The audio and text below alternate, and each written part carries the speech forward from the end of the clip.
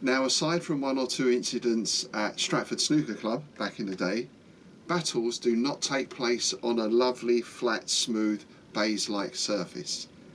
I'm Rob Poyton, and today on Dragon's Teeth, we're talking terrain.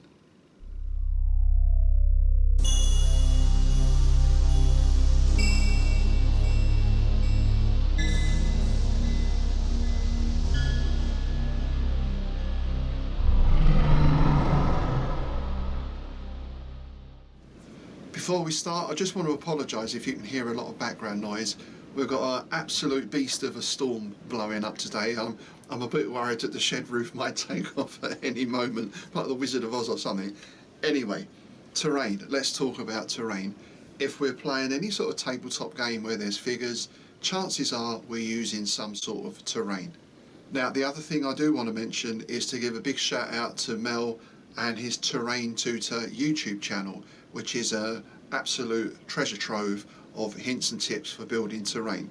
And it was largely down to that channel that I got back into gaming, or at least started building all these terrain pieces that we'll be looking at in a moment. I'll put the link in the notes below, so please do go and check the Terrain Tutor channel out. Now, terrain sort of plays two major parts in our gaming. There's an aesthetic quality, if you like. There's a form and there's a function. In terms of aesthetics, everyone likes a well turned out table. Whether it's something we're doing down at the club or we're taking part in some sort of display or competition, a good looking table always draws the eye, always draws a crowd, and always draws compliments. And of course, part of what we do, particularly if we're talking about the modelling and creating side of the hobby, is very much concerned with how things look. Of course, there's accuracy and other things within that as well, but maybe we'll get onto that a bit later on, because this does then relate to our second important aspect of terrain, in that it has to be functional for our gaming. And I guess we see this the most in two things. One is the idea of scale, and the other is the idea of actual representation. Because if we take a hill, for example, everyone knows what a hill looks like. Might be a small hill, might be a bloody great big one. If the slope is beyond a certain gradient, you can't put figures on it, so it's of no use to tabletop wargamers. On the other hand, if we think about scale, if we take a proper size hill and scale that down to 1/72 or whatever it is, chances are it's going to take up the whole table. And to some extent, as I'll discuss later on, the same is true with buildings. So we're always trying to draw this balance, get this balance right between looks and functionality. And sometimes, to be honest, we just want to get a game going quick. We'll put a cloth down, we'll put a couple of bits out, we get the figures, and away we go. You know, other times, as I say, especially if it's a big game or some sort of occasion, then we're going to make a bit more effort. And of course, beyond that idea of form and function, terrain can also play a part in the scenario or the objectives of a particular battle. It might be to gain and hold a high ground, it might be to capture a village, there might be a siege going on. And you know, there's any number of historical and fictional scenarios that we can set around river crossings, holding an important crossroads, all that kind of thing. So terrain is functional not only in the sense of giving us cover or representing reality, if you like, because the other thing, of course, is aside from ancient battles, which I guess they generally choose a fairly open area in which to fight.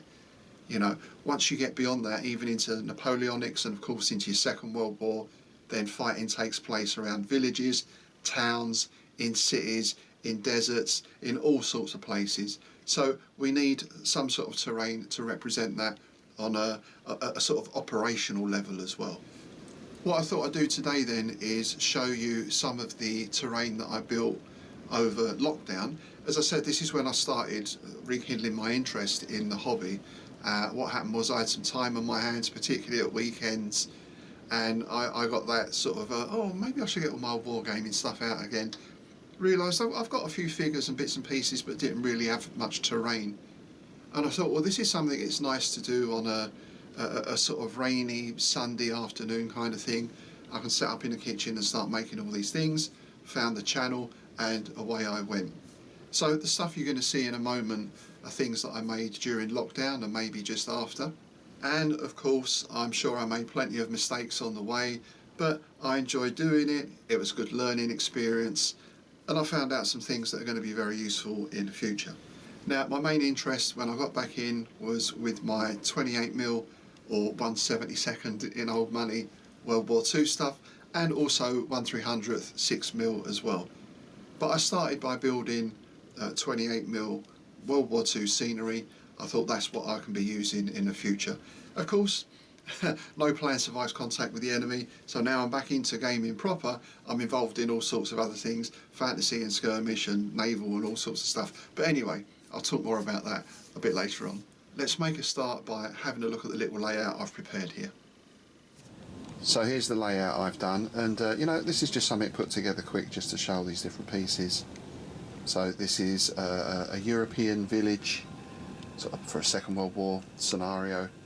So we've got fields, roads, trees, a couple of buildings, church and a churchyard, and some larger hills. But let's talk first of all about the mat that I'm using here. So you can get battle mats, of course, so a lot of those were quite expensive, the ones I was looking at. This is just some material I bought, and it's, I wouldn't say it's quite baize, but it's beige-ish. It's probably like a cheap baize, and it's a sort of dark green in colour, and then what I've done is sprayed it with some browns and greens, just normal spray paints, just hung it on the line. In fact, I've got two of these, so it'll cover quite a large area. So that's my base mat. Now let's look at some specific things here. These buildings were kits. I can't remember the manufacturers, just sort of generic kits. But let's start with the walls here. These walls were quite thick plastic strip. You can see a bit of it at the end there. They're kind of like mouldings, quite hard plastic, and I just cut them to the lengths I required, dip them in glue, and then this is just scatter like small stones just to give that surface texture. And pretty much all this stuff is based on vinyl carpet tiles, the sort that are sticky on one side. I think they're about a foot square. Once they were based and coated, I just sprayed grey, then put a darker wash over them, and then with PVA glue just put some green scatter on the back there. So that was quite a quick, cheap and easy way to make some rustic looking stone walls. So if we move on to the larger field again, this is a carpet tile, the sort of stuff you can pick up very cheap in B&M and those kind of places. And I think this is a card base. Yep, that's a card base. There's a box from a certain mail order company that we were using a lot during lockdown, and we still are, it seems. So yeah, carpet stuck onto the cardboard, some filler around the edges, just your general polyfiller type stuff, and then the scatter stuck on with PVA glue. I got some fencing as well. This is from a model railway site on eBay. Again, if you look at model railway stuff, you can pick up a lot of good terrain. It's I think they're made of like sort of card or something, so they're probably not the strongest, but they do the job. They look quite nice, I think.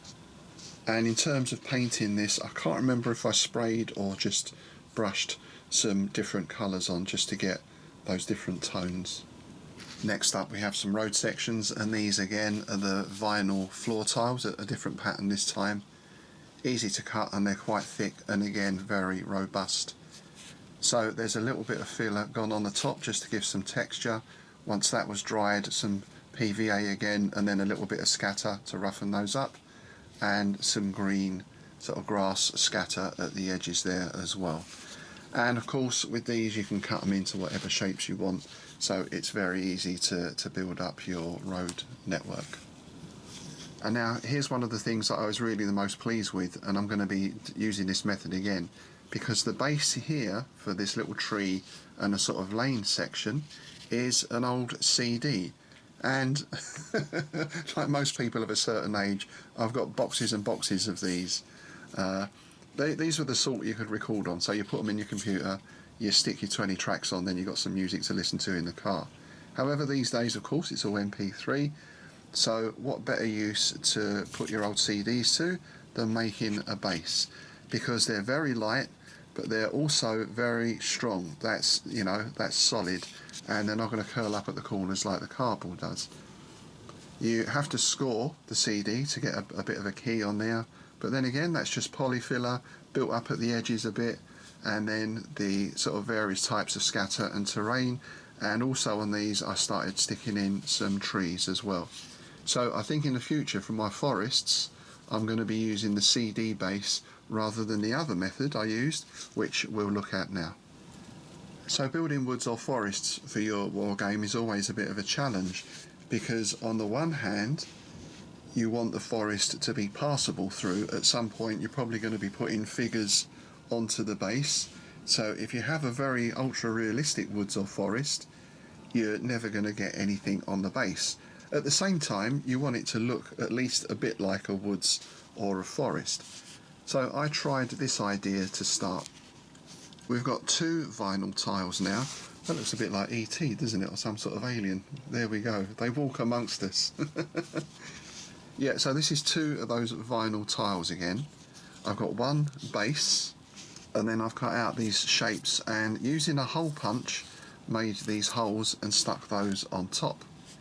PVA glue, grass or scatter terrain of your choice, and then on those I bought some trees which were very nice.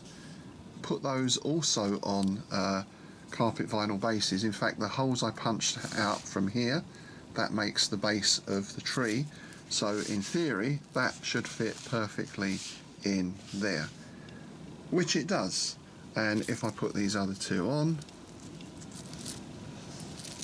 you know, that's looking okay. There's a couple of issues though. The first is that these are not particularly steady or stable. You get a little knock, the table's jogged and they all fall over. It's okay if you've got one, but if you've got half a dozen of these across the board, that's a lot of putting it back up. So I guess you could put some blue tack or something similar on the bottom there. The other issue is with these trees is they shed like it's autumn all year round. I've given these quite a few coats of hairspray and varnish. I've tried all sorts of things, but even as you can see here, we're already getting quite a lot of stuff falling off. Now, the other reason I wanted them like this was because to store that is quite difficult. To store these is much easier. I can just put them in a box, lay them down like that, and that's fine, apart from the shedding issue, of course. And one other issue I had is, I don't know if you can see it there, is that curling up, the base curling up. Actually, let me show you another one where it's much worse. So yeah, here on this longer piece, this is lifted up, it's almost about 1 centimetre or so. So again, unless you're going to stick that flat to the table in some way, double-sided tape, I don't know, then even when I put the tree on it, it's quite precarious already, and that extra lean is not sort of doing us any favours. So you've either got to make these quite small, I suppose, which, you know, sort of defeats the point of having a nice sort of wooded area, or plan B, stick with the CDs. So that curving became even more noticeable when I did some hills, and again these are on the cardboard base, and it's just that simple old method of 3 layers, again a little bit of filler on the top, and then the scatter, maybe a little bit of painting just to vary the tone. So pretty quick and easy to make, but once more we do have that issue. So yeah, even with 28mm, that's quite a lift. To me that doesn't look very good, so I'll have to think of another way to do that. The good thing with the card, of course, is it's quite thick. You don't need a lot of layers to build up. The vinyl tiles may be useful, but again, that's quite a difference in thickness. I'm going to need a lot of those. Maybe a combination of the 2, or maybe there's something else that will give me a better hill. I mentioned those buildings earlier, those sort of generic country cottages, and every cottage needs a little garden, right? So I also made some of these to go with the buildings. I think if you're going to do a village, it's nice to make it look like a village, otherwise it's just a sort of house on bare ground with nothing around it. I mean, those places do exist somewhere, right? You know, up on the moors or something, but villages are quite crowded places in terms of terrain. Of course, today there's going to be all your road signs and everything else, but even back sort of 1920s, 1930s, 1940s, there's a lot of stuff around, and I think replicating that makes your table look good. Plus it gives your troops cover. When you're doing anything involving firearms, if you're working infantry or even tanks come to that, you need some cover, right? So this is the vinyl again, the vinyl underbase, and we've got, these are plastic walls on the top. I bought those. I've not really given those a wash yet. They could do with the paint. And that's some plastic paving again. I think that was model railway. Bit of old carpet tile and some scatter and foliage and bits and pieces there. And then it's a similar thing for this one. Again, vinyl, though as you can see this one has warped a bit as well. And again, just some bits of carpet tile and various scatter to simulate sort of vegetable plots, that type of thing. Now, certain parts, certainly in the Normandy campaign, certain parts of France were very well known for bocage, and even in your typical sort of English country village, you're going to find hedges. So these weren't meant to be bocage hedges, they're sort of, you know, normal height hedges. And the way I made these was with those washing up scourers, you know, the sort of green ones. You could pick them up really cheap in the supermarket, and I cut those into strips, dipped them in PVA, and again there's the scatter. For scatter I use some commercial stuff, but also I think what we've got in here, you know, is just going out in the garden at certain times of year and picking up a load of leaves and scrunching them all up, that sort of thing. You can't beat the real thing in that sense. And again, that's on the carpet tile base there. So a very quick and easy way to make a load of hedges. Now, you can't have a village, particularly in the European theatre, without having a church as a focal feature. This was a model kit I bought online. Sorry, I can't remember the manufacturer, but I thought this made up a really nice, decent looking church. Again, if we're talking 28mm, then scale-wise, it's probably a little bit on the small side, but you have to make a bit of a decision with your buildings, especially.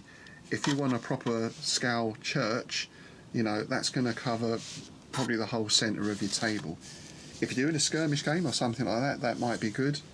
But I think if you have full-scale buildings, they do tend to dominate a little bit.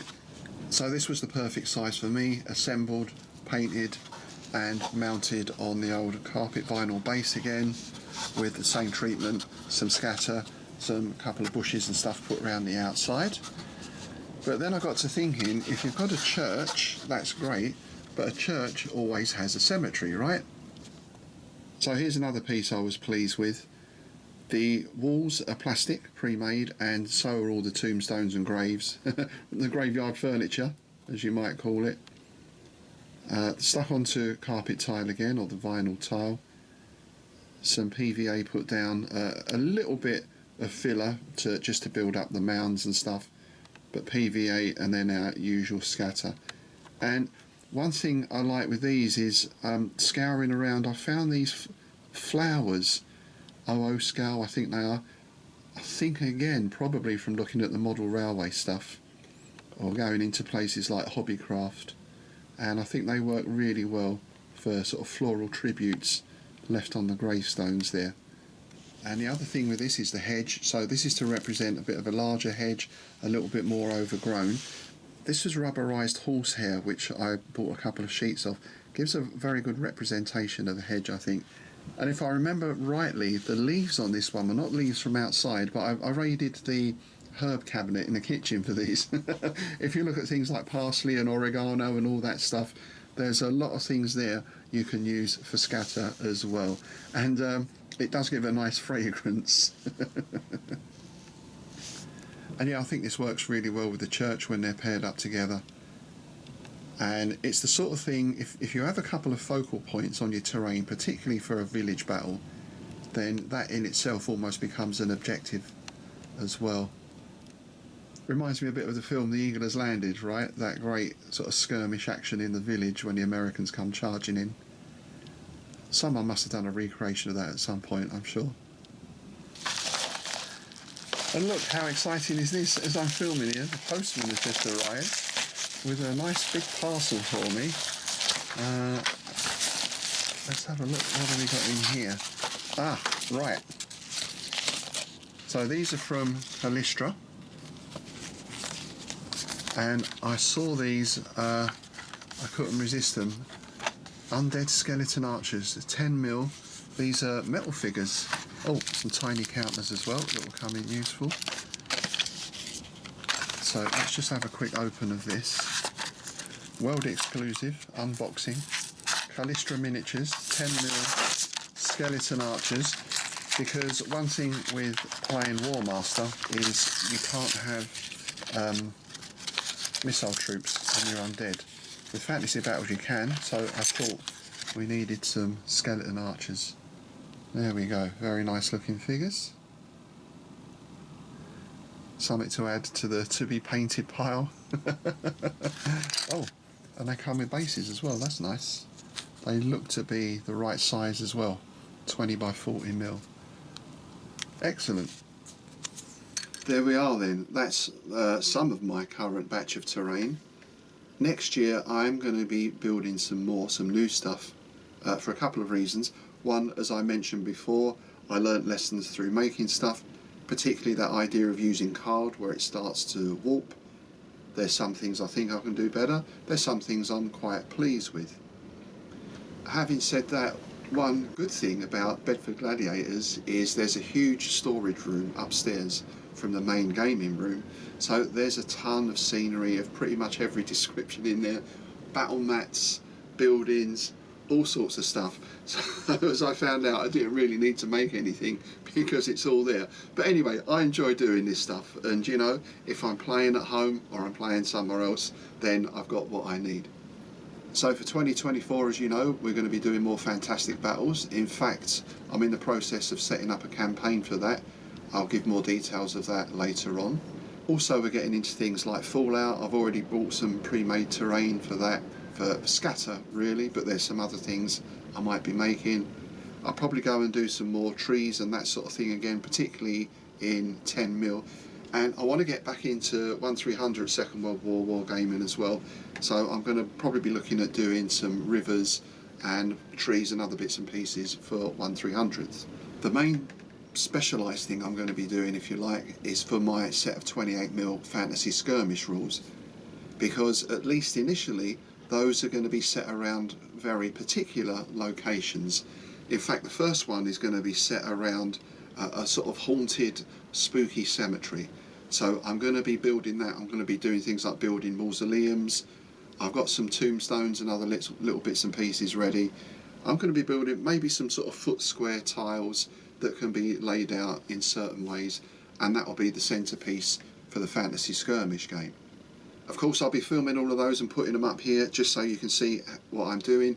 And also, of course, I'm very grateful for any tips. Speaking of 28mm, I am back into figure painting at the moment. I'm catching up with my huge backlog. I've got my 10mm vampire counts to work on.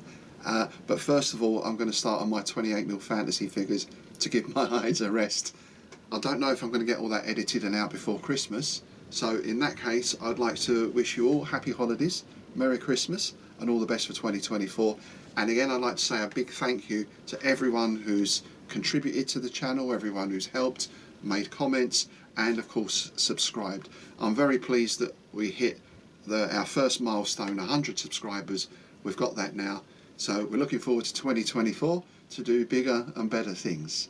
As always, I'm very interested to hear your comments, what sort of things you want to see on the channel.